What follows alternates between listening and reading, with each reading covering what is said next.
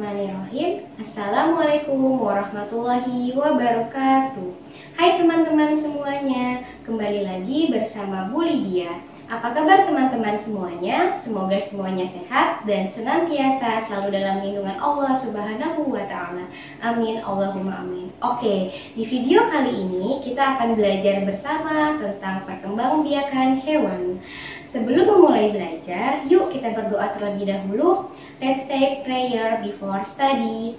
Rabbi zidni ilma warzuqni fahma. Amin. Oke, langsung saja ya teman-teman, simak video pembahasan materi tentang perkembangbiakan pada hewan. Nah, tak lupa ya untuk like, subscribe, dan komen di video kali ini. Simak video ini sampai selesai ya, karena di dalam video ini akan ada sesuatu yang menarik. Oke, langsung saja cekidot. Teman-teman, di video sebelumnya kita belajar tentang perkembangbiakan pada tumbuhan. Nah, kali ini kita belajar perkembangbiakan pada hewan ya. Tumbuhan dan hewan sama-sama termasuk makhluk hidup, sama seperti manusia. Nah, salah satu ciri dari makhluk hidup yaitu adalah berkembang biak. Teman-teman pasti sudah tahu semua apa itu perkembangbiakan. Ya, perkembangbiakan adalah kemampuan makhluk hidup untuk menghasilkan keturunan atau individu baru yang menyerupai induknya atau sama dengan induknya. Perkembangbiakan pada hewan juga sama dengan perkembangbiakan pada tumbuhan, yaitu ada dua cara, yaitu secara generatif atau seksual atau kawin, dan juga vegetatif, yaitu aseksual atau tak kawin. Ibu ulangi kembali bahwa perkembangbiakan generatif adalah perkembangbiakan melalui proses pembuahan, di mana proses pembuahan ini dapat terjadi karena adanya pertemuan atau bersatunya sel telur yang dihasilkan oleh kelamin betina dengan sel sperma yang dihasilkan oleh kelamin jantan. Tidak hanya bertemu dan bersatu, tetapi juga adanya peleburan, di mana peleburan ini selanjutnya akan membentuk suatu sel yang bernama zigot, kemudian berkembang menjadi embrio, dan selanjutnya akan terbentuk individu baru yang menyerupai dengan induknya. Nah, teman-teman bisa melihatnya diagram berikut ini. Teman-teman pastinya juga sudah mengetahui perkembangbiakan generatif itu ada 3 cara, yaitu yang pertama ada ovipar, kemudian ada vivipar, dan juga ada ovovivipar. Nah, selanjutnya ovipar. Ovipar adalah cara perkembangbiakan secara bertelur. Kenapa sih kok bertelur? Ya, ini berasal dari kata ovum. Ovipar, ovum itu artinya adalah telur. Nah, proses perkembangbiakan secara ovipar ini terbagi menjadi 2, yaitu ada pembuahan internal dan juga pembuahan eksternal. Ovipar dengan pembuahan internal adalah proses perkembangbiakan di mana terjadi di dalam tubuh induk betina. Nah, contohnya seperti apa? Contohnya itu seperti ada hewan ayam, kemudian bebek, angsa, dan lain sebagainya. Lalu, kalau perkembangbiakan ovipar secara pembuahan eksternal, yaitu pembuahan yang terjadi di luar tubuh induknya. Contohnya apa? Yaitu ada ikan dan juga katak. Selanjutnya, teman-teman, perkembangbiakan generatif pada hewan yang kedua yaitu vivipar. Vivipar adalah perkembangbiakan melalui pembuahan secara internal, di mana proses pembuahan itu terjadi di dalam induk betina atau rahim betina. Selanjutnya akan dikeluarkan secara melahirkan. Hewan yang termasuk ke dalam vivipar disebut juga sebagai hewan mamalia atau hewan menyusui. Contohnya adalah seperti kambing, kucing, kemudian ikan paus, dan lain sebagainya. Selanjutnya, yang terakhir dari perkembangbiakan generatif pada hewan yaitu ovovivipar.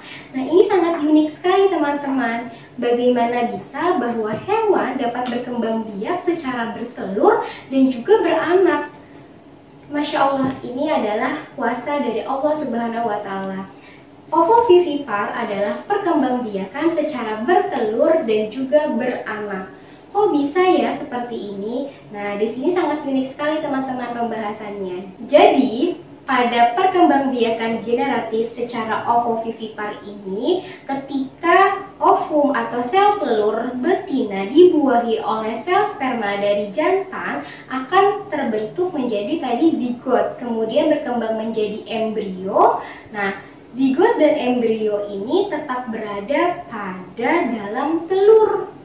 Telur ini berada pada rahim atau tubuh induk betina. Kemudian ketika zigot dan embrio ini tumbuh menjadi suatu individu baru, akan menetas.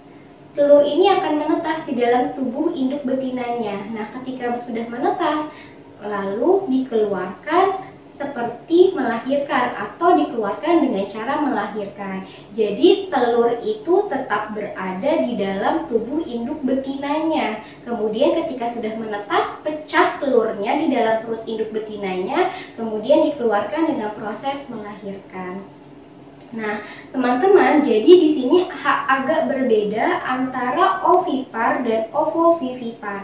Kalau ovipar, ketika zigot dan embrio itu tumbuh berada di dalam telur, namun telurnya sudah keluar dari tubuh induk betinanya. Seperti misalkan ayam. Ayam itu telurnya itu sudah menetas, namun belum mengeluarkan individu barunya. Dan telur ayam yang dierami ini dapat menetaskan individu baru sehingga terbentuk individu baru atau ayam baru yang menyerupai dengan induknya. Beda dengan tadi yang ovovivipar, di mana ovovivipar ini menetasnya di dalamnya, jadi telurnya itu pecah di dalam perut induk betinanya.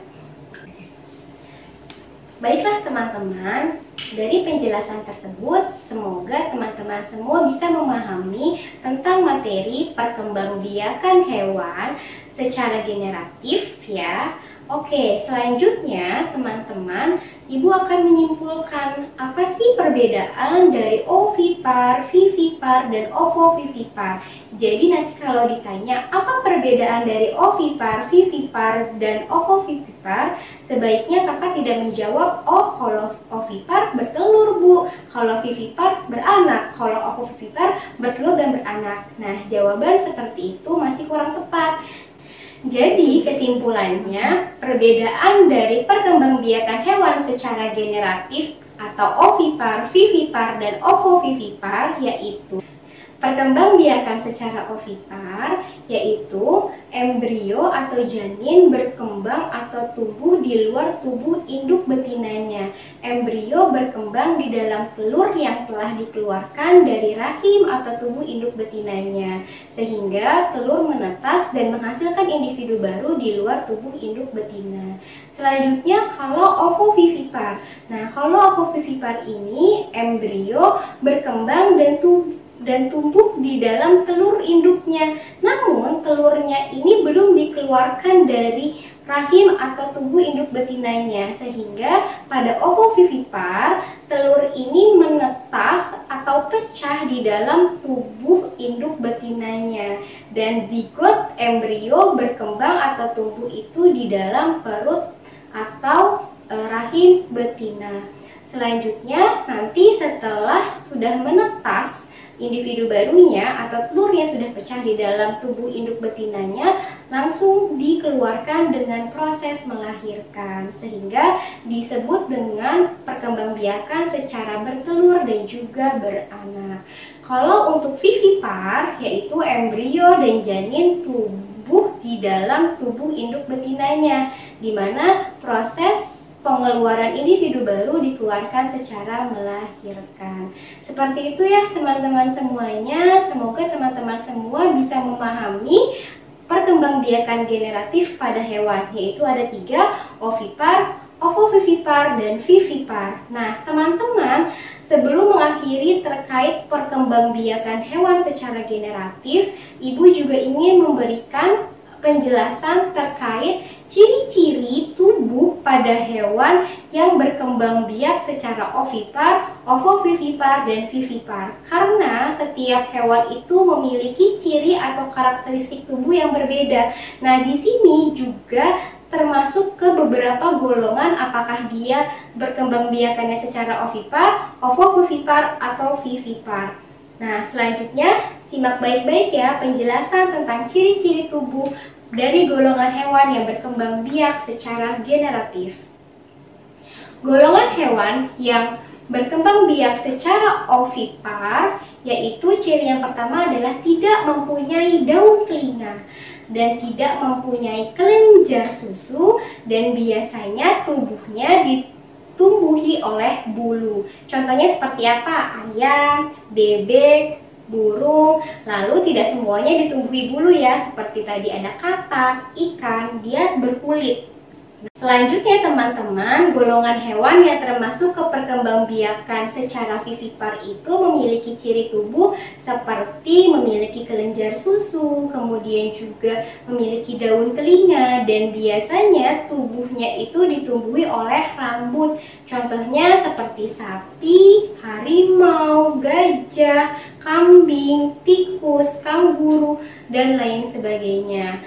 Untuk yang terakhir yaitu golongan hewan yang termasuk ke perkembangbiakan secara ovovivipar, yaitu memiliki ciri tidak memiliki kelenjar susu dan juga tidak menyusui. Contohnya seperti apa? Ular boa, ular sanca, kemudian hiu, ikan pari, dan kadal, dan juga termasuk platypus.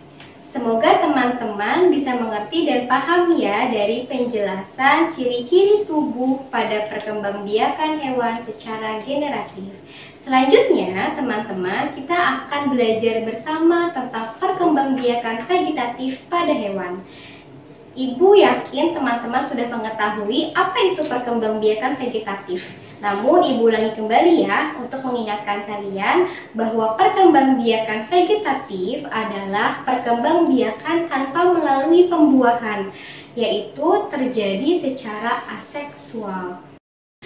Nah, perkembangbiakan vegetatif pada hewan ada 4 cara, yaitu yang pertama ada pembentukan tunas, kemudian ada fragmentasi atau memisahkan diri, kemudian ada membelah diri, dan juga ada partenogenesis. Wah, ini sangat unik sekali. Kok bisa ya makhluk hidup berkembang biak secara aseksual atau tak kawin atau tidak bertemunya sel telur dari betina dengan sel sperma dari jantan. Nah, yang pertama tentang pembentukan tunas. Pembentukan tunas adalah perkembangbiakan aseksual di mana tunas atau organisme baru tumbuh pada tubuh induk hewan tersebut. Nah, tunas ini mirip dengan tubuh induknya. Lalu ketika si tunas ini sudah tumbuh seperti induknya, tunas ini akan melepaskan diri dari tubuh induknya dan menjadi suatu individu baru. Kita dapat melihat bagaimana proses perkembangbiakan dari pembentukan tunas. Ini sangat unik sekali. Nah, contoh dari perkembangbiakan dengan pembentukan tunas yaitu ada hidra dan juga anemon laut. End-bearing mouth and circlet of tentacles. Hydra reproduces asexually by budding. At the time of asexual reproduction, small buds appear on the body wall.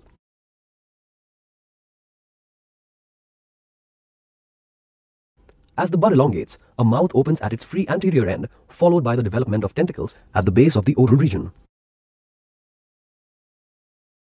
The newly developed hydra detaches from the parent body and fixes on a substratum. Selanjutnya, perkembangbiakan vegetatif pada hewan yang kedua yaitu adalah fragmentasi. Fragmentasi ini adalah memisahkan diri. Kok bisa ya berkembang biak dengan memisahkan diri? Gimana caranya? Nah, perkembangbiakan fragmentasi atau memisahkan diri ini adalah di mana suatu individu atau suatu induk hewan ini akan memisahkan diri, atau seperti juga bisa dipotong-potong menjadi beberapa bagian, lalu beberapa bagian ini akan tumbuh menjadi individu baru. Masya Allah, ini sangat unik sekali. Nah, teman-teman, contoh dari perkembangbiakan vegetatif secara fragmentasi ini apa contohnya? Yaitu cacing pipih. Teman-teman, kalau belum pernah melihat cacing pipih, ini dia cacing pipih.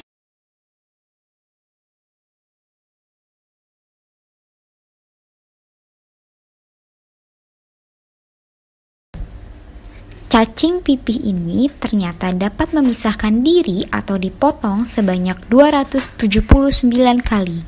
Teman-teman bisa menyaksikan bagaimana cacing pipih ini dipotong sebanyak 279 kali. Nah, 279 kali potongan cacing pipih ini akan terbentuk menjadi individu baru sebanyak 279 cacing pipih. Baiklah teman-teman, bukan berarti cacing pipih ini berkembang biak hanya dengan bantuan manusia atau ulah manusia karena dipotong-potong. Tetapi fragmentasi ini dapat terjadi secara alami, di mana cacing pipih itu dapat terbelah atau memisahkan dirinya secara alami karena misalkan adanya mangsa lain ataupun adanya kerusakan dari lingkungan. Seperti itu ya teman-teman.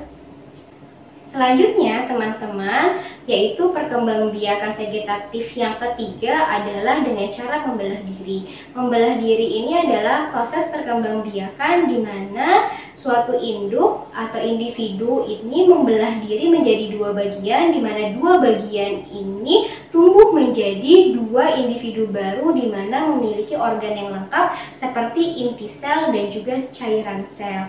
Nah, ini untuk hewan yang berkembang biak secara membelah diri, contohnya adalah amuba. Ini memang hewan yang juga sangat jarang ditemukan dan kita jarang melihatnya.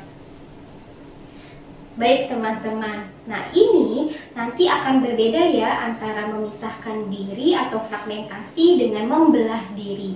Ketika memisahkan diri, maka organ yang terpisah ini akan tumbuh organ lainnya, lalu tumbuh menjadi individu baru, sehingga itu terjadi proses perkembangbiakan. Lalu untuk membelah diri seperti amuba ini, yaitu di mana individu pada hewan ini membelah diri dengan masing-masing memiliki organ yang sama-sama lengkap. Namun setelah itu akan tumbuh menjadi individu baru yang menyerupai induknya. Jadi seperti itu ya teman-teman, perbedaan antara memisahkan diri dan juga membelah diri. Jangan sampai nanti ketukar ya. Oke, selanjutnya yaitu perkembangbiakan vegetatif secara partenogenesis. Partenogenesis adalah perkembangbiakan secara aseksual atau tanpa pembuahan, di mana individu baru terbentuk dari induk betina tanpa adanya bantuan dari induk jantan. Kok bisa ya teman-teman? Ya, ini sangat unik sekali, di mana induk betina ini ternyata sudah menyimpan sel sperma, sehingga ketika induk betina ini tidak bertemu dengan induk jantan, maka bisa tetap mengalami pembuahan atau bisa berkembang biak dan menghasilkan individu baru yang menyerupai dengan induknya. Nah, di sini sangat unik sekali ya teman-teman, dan ini contoh hewan yang berkembang biak secara partenogenesis adalah komodo. Komodo ini sangat unik sekali, di mana pada saat kondisi-kondisi tertentu ketika tidak bertemu dengan induk jantan, maka induk betina tetap bisa melestarikan jenisnya dengan mengalami perkembangbiakan secara mandiri, yaitu dengan tadi bahwa induk betina itu sudah menyimpan sel sperma, sehingga tetap ada pembuahan antara ovum yang dibuahi oleh sperma di dalam induk betina. Seperti itu ya teman-teman semuanya. Semoga teman-teman semua bisa memahami tentang perkembangbiakan hewan secara vegetatif atau tak kawin. Tadi sudah dijelaskan juga terkait perkembangbiakan hewan secara generatif. Oke teman-teman, inilah materi materi video belajar bersama kita kali ini, yaitu tentang perkembangbiakan pada hewan. Sangat menarik sekali ya teman-teman untuk kita bahas bersama, dan setiap jenis hewan sangat unik sekali dengan cara perkembangbiakannya masing-masing. Oke teman-teman, semoga video ini dapat bermanfaat untuk teman-teman untuk menambah pengetahuan dan juga wawasan teman-teman tentang perkembangbiakan pada hewan.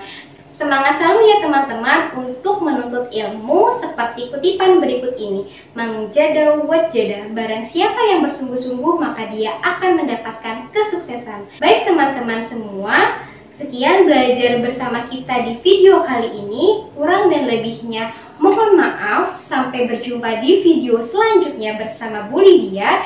Tak lupa like, subscribe, dan komen di video ini. Salam Sabilina, beriman, berilmu, berakhlak mulia.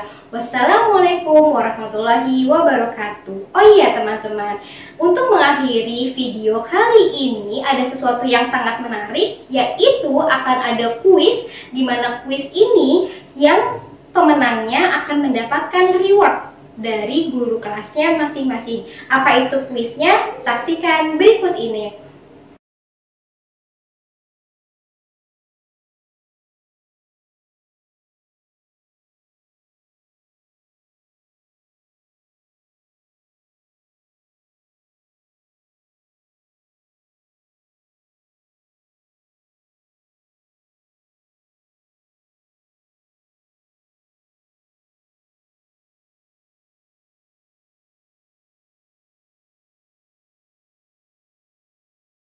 Good luck kakak-kakak semuanya, semangat selalu ya untuk belajar. Sampai berjumpa di video selanjutnya. Bye-bye.